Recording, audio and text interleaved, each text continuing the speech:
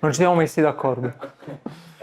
A 16 La Verità è venuto a salutarci. Luca Delgado. Chi sei? Allora, io sono un ragazzo di Napoli che ha una grande passione per la scrittura e mi piace raccontare storie. Descriviti in 3 parole. Sono una persona molto fedele a 360 gradi, mi piace essere una persona della quale ci si può fidare. Sognatore, perché penso che i sogni siano la cosa più bella che abbiamo nella vita, penso che una vita senza sogni sia una vita veramente difficile da poter sopportare. Una persona leale, non mi piace il tradimento, insomma lo percepisco come veramente una cosa dalla quale scappar via. Se penso a un tradimento, qualcuno che mi può tradire sarebbe una ferita troppo grande e quindi non mi piace chiaramente subirla e non mi piace neanche doverla, come dire, dare. Qual è il tuo sogno? Un sogno che è quello di vedere mio figlio realizzato, di vedere mia moglie realizzata, le persone a cui voglio bene. Ho tanto desiderio di vederli realizzati, di vederli felici. Riguardo ai miei, ho ancora tanti sogni. Sogno di vedere un mio film in una sala grande di un cinema.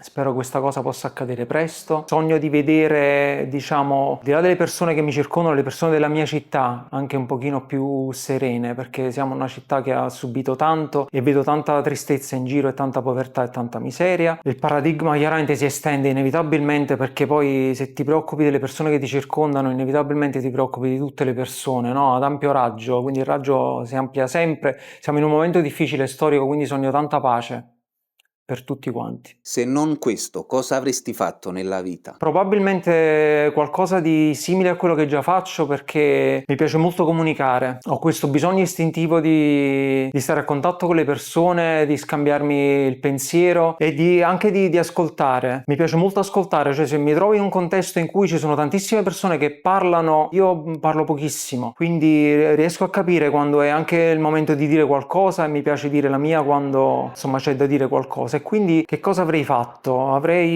Guarda, forse avrei fatto il prete di qualche religione, non necessariamente quella cattolica. Mi sarebbe piaciuto avere un po' più di spiritualità nella vita che forse ho perso e di ritrovarla attraverso, diciamo, non un dogma, ma attraverso, diciamo, una fede in qualcosa che è ultraterreno. E quindi ho sempre guardato con molto rispetto i preti, ho sempre guardato con molto rispetto chi predica in generale una fede, quasi con un pizzico di invidia. Collaborazione dei tuoi sogni.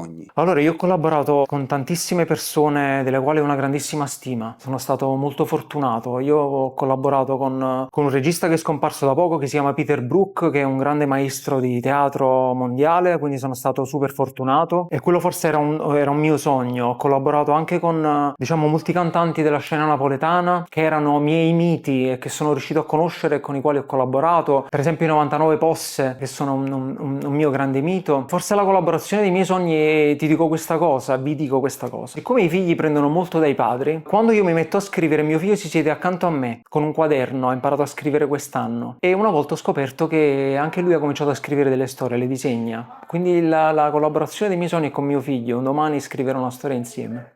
Rapporto con i social. Questa è una domanda difficile, perché probabilmente adesso sto parlando su un social, anzi sicuramente sto parlando su un social, quindi conosco l'enorme potenziale e tutti i benefici di poter divulgare pensieri che siano positivi ad una quantità di persone che insomma prima era molto complicato, no, da poter raggiungere, quindi è sicuramente uno strumento super democratico. È pur vero che dietro queste piattaforme ci sono dei colossi che in realtà interpretano questo nostro bisogno di comunicare in realtà come una possibilità di fare profitto, e quindi so bene che si capitalizza molto la nostra attenzione, si capitalizzano molto i nostri sentimenti, e in particolare per chi ha vissuto senza social magari riesce a distinguere un tempo trascorso sui social e un tempo senza i social. Io lavoro anche a scuola, per chi si affaccia sui social da giovanissimo ho la sensazione che non stiamo facendo abbastanza per tutelare i giovani, perché siamo prima noi un po' vittime, no, degli algoritmi e diciamo di questo scrolling anche compulsivo che a volte ci fa trascorrere tanto tempo inutilmente appresso a cose che in realtà non ci serviranno a nulla. Faccio sempre una domanda quando parlo dei social, cioè ti ricordi quali sono i cuoricini o i like che hai messo ieri?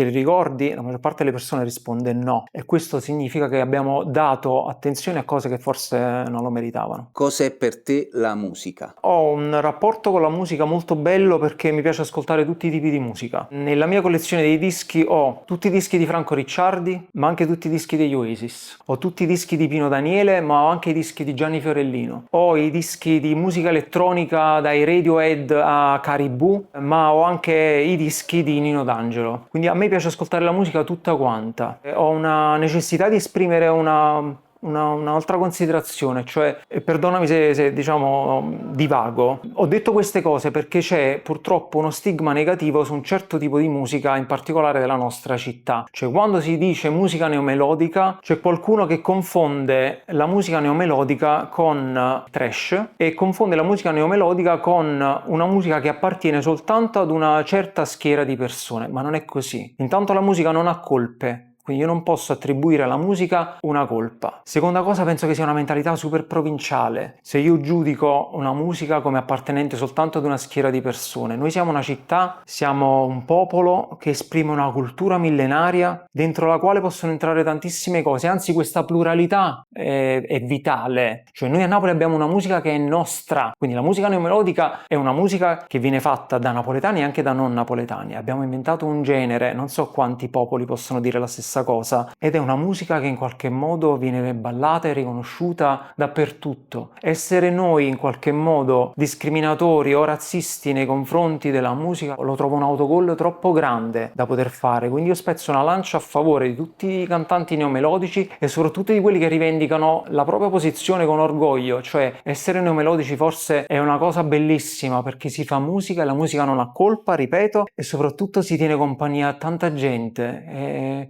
E che cosa c'è di sbagliato in questo? Progetto di cui sei più fiero? Sto lavorando a un progetto, sono molto fiero di questo progetto, ancora deve uscire, quindi sono un po' scaramantico, però ve la dico questa cosa. Sto lavorando al film sul centenario del Napoli, prodotto da Filmauro, con regia di Giuseppe Marco Albano, che è un regista col quale ho già collaborato per l'ultimo videoclip di Sal Da Vinci, che si chiama Poesia. Stiamo lavorando a questo progetto da molti mesi, sarà una bella sorpresa, perché raccontiamo la storia di 100 anni del calcio Napoli, ed è una storia bellissima, ed è una storia di identità, è una storia che riguarda la città, è una storia che riguarda la squadra del nostro cuore, e sono molto orgoglioso di questa storia perché spero di in qualche modo essere riuscito a trovare la chiave per poter raccontare 100 anni di storia appassionando diverse generazioni. Mi auguro che possa uscire presto al cinema e mi auguro soprattutto che possa piacere. Sono molto orgoglioso anche soltanto di averci lavorato. Artista che rimetteresti in vita? Se ne può dire soltanto uno. Ci sono le tre divinità, per chi è della mia generazione che ha avuto la fortuna di vedere, diciamo soltanto il nome, perché questa è la cosa bella di Napoli, cioè noi diciamo il nome e già si capisce di chi stiamo parlando, e sono chiaramente Pino, sono Diego e Massimo.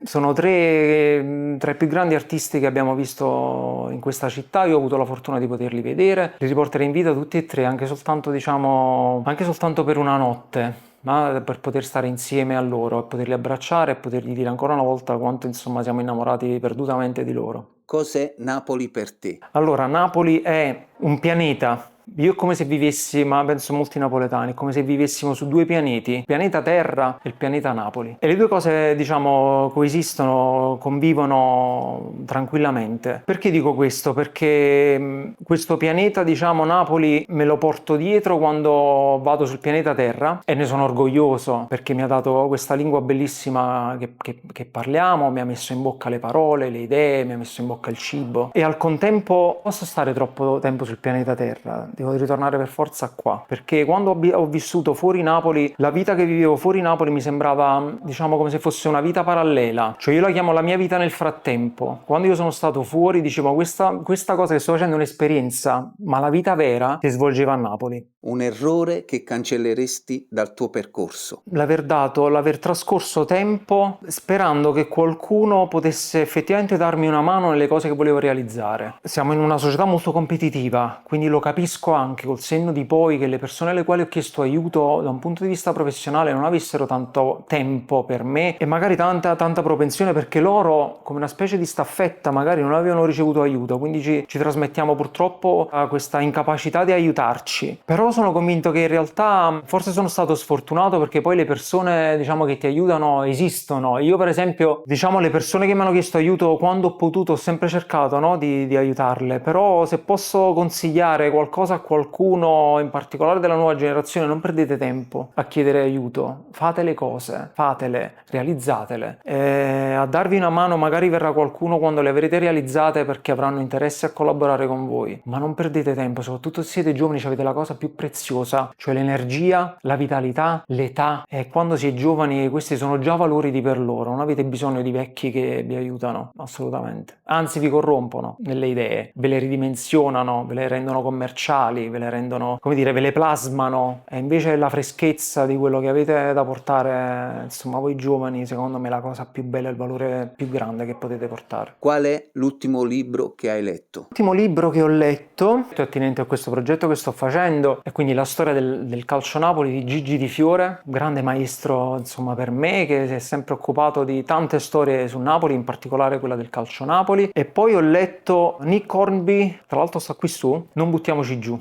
Libro che consiglio, assolutamente. Un consiglio che daresti a te di 20 anni fa? Ho sempre detto tanti sì, ho sempre abbracciato tante nuove avventure e qualche volta mi è andata male. Paura in realtà di darmi consigli a me di 20 anni fa, perché poi diventerei calcolatore freddo e mi mancherebbe l'avventura, però ovviamente c'è qualcosa, insomma, che mi sento di consigliare a me stesso di 20 anni fa, ed è: dai la giusta importanza ai rapporti, in particolare quelli d'amore. Per la fedeltà, diciamo, che mi ha sempre contraddistinto, ho sempre avuto, diciamo, delle relazioni molto lunghe. Non sempre le persone che ho incontrato meritavano tutto questo tempo, quindi vi direi: goditi di più un pochino i tuoi 20 anni e lascia stare, diciamo, le relazioni quelle importanti, perché se deve succedere, succede, a prescindere da quanto impegno ci metti, secondo me. Un consiglio ai giovani? Sia ai giovani, a parte quello di non perdere tempo appresso a, diciamo, a cercare aiuto, il consiglio che mi sento di dare ai giovani è: studiate, approfondite. Se pensate che studiare sia inutile perché siamo in un tempo in cui la furbizia è diventata un valore ed essere scaltri ne è un altro, vi dico che sicuramente sono, diciamo, come dire, delle cose che vi faranno andare avanti, la scaltrezza e la furbizia, ma accompagnate con lo studio diventate invincibili. Scaltrezza e furbizia hanno un limite, cioè oltre quelli non si può andare. Con lo studio invece si può andare oltre, e magari si agisce più con la testa e meno, diciamo, di istinto. Rapporto con Dio? Credo di avere un bel rapporto con Dio. Non vado in chiesa, ci sono andato da ragazzino, e credo di avere, diciamo, un buon rapporto con Dio perché lo cerco nel quotidiano, o quando sono da solo e ho bisogno, diciamo, di un po' di conforto, ho un dialogo, diciamo, con Dio. Tutto quello che è dogma purtroppo non mi piace, perché diventa radicale e diventa una sovrastruttura che ti condiziona anche, diciamo, le scelte. Penso che il rapporto più sincero che si possa avere con la spiritualità, con Dio, poi non necessariamente il Dio della Chiesa cattolica cristiana, in generale proprio con le divinità, sia un rapporto che debba essere necessariamente impostato sull'esperienza di interiorità, molto più che esteriorità. Quindi non mi piace parlare di Dio, non mi piace convincere le persone rispetto a Dio. Credo che quella sia proprio la più grande lacuna di questa religione occidentale. Mi piacciono più quelle orientali, per le quali hanno una specie di rapporto aristocratico, cioè ci credi bene, non ci credi, ok. Questo secondo me ha pregiudicato un pochino il senso di molti del mondo occidentale, no? Il rapporto con Dio, questa necessità di convincere le persone. Massimo Troisi Ricomincio da Trea, insomma, quel ruolo bellissimo, no? A un certo punto che va a Firenze, va a bussare alle porte e dice: ma perché dobbiamo andare a casa della gente a vendere a Gesù Cristo, no? Come sempre lezione, no? Che ci ha tramandato. Ecco, questa è la cosa che non mi piace. Però il rapporto che ho io proprio interiore è un rapporto, credo sia sano, abbastanza sano. Se fossi il primo ministro, qual è la prima legge che attueresti? Allora, prenderei la maggior parte dei fondi a disposizione proprio in questo momento, che è purtroppo sulle armi, e le sposterei sulla scuola. La scuola è l'ultima delle cose di cui si parla in politica, ma è la cosa più importante. Nessuno si preoccupa delle nuove generazioni, ognuno pensa chiaramente al proprio tornaconto elettorale, e quindi si soddisfa soprattutto l'elettorato. I giovani non votano, quindi nessuno parla dei giovani, ma nelle scuole c'è bisogno di tantissimi investimenti, attenti perché non stiamo al passo con quello che accade in Europa e soprattutto perché noi dobbiamo pensare al futuro, quindi è sui giovani che dobbiamo investire. E quando un giovane in un territorio difficile entra in una scuola e la scuola purtroppo è messa male e il giovane pensa questo è lo Stato, allora lo Stato se ne frega di me e allora io me ne frego dello Stato. Questo rapporto purtroppo resterà così fino a quando un giovane non entra nella scuola e capisce che lo Stato si interessa di lui e vede una scuola, un ambiente bello, pulito, ordinato, con laboratori aperti che funzionano e dirà lo Stato ha cura di me, allora mi devo prendere cura dello Stato. Consiglia 3 brani da ascoltare. E Circa Magapì di Pino Daniele. Poi consiglio, non voglio scontentare nessuno, quindi dirò tutti artisti con i quali non ho collaborato. Don't Look Back in Anger degli Oasis e poi consiglio Zombie dei Cranberries. Ciao amici e amiche di Se Dici la Verità, ci vediamo presto su questi schermi.